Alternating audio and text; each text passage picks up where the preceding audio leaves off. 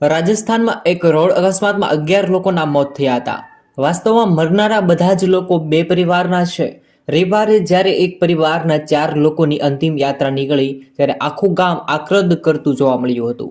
ક્યારેક વિચાર્યું પણ નહીં હોય કે પતિ પત્ની અને તેમના અંતિમ સંસ્કાર એક સાથે કરવા પડશે।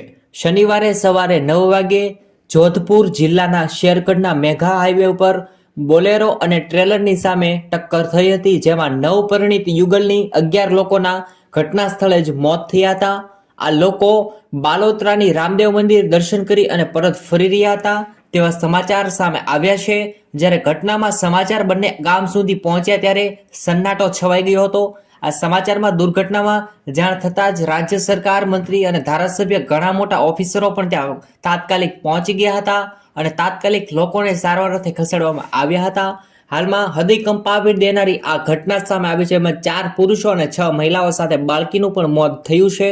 ઘટનામાં 3 લોકો ઘાયલ હતા તેવા સમાચાર અને હાલમાં આ દુર્ઘટનાની જાણકારી લેવા માટે પહોંચેલા ગામના લોકોનું કહેવું છે કે અકસ્માતમાં એટલો ભીષણ હતો કે જોઈ પણ ના શકે, રડવું આવી જાય। મિત્રો, આમ આખા ગામ દ્વારા તેમની અંતિમ યાત્રા કાઢવામાં આવી છે। આ દુર્ઘટના ઘટી છે તેને લઈ અને તમારે શું કહેવું છે જરૂરથી કોમેન્ટ કરો અને દરરોજ નવા વિડીયો જોવા માટે આ યુટ્યુબ ચેનલને સબસ્ક્રાઇબ કરો।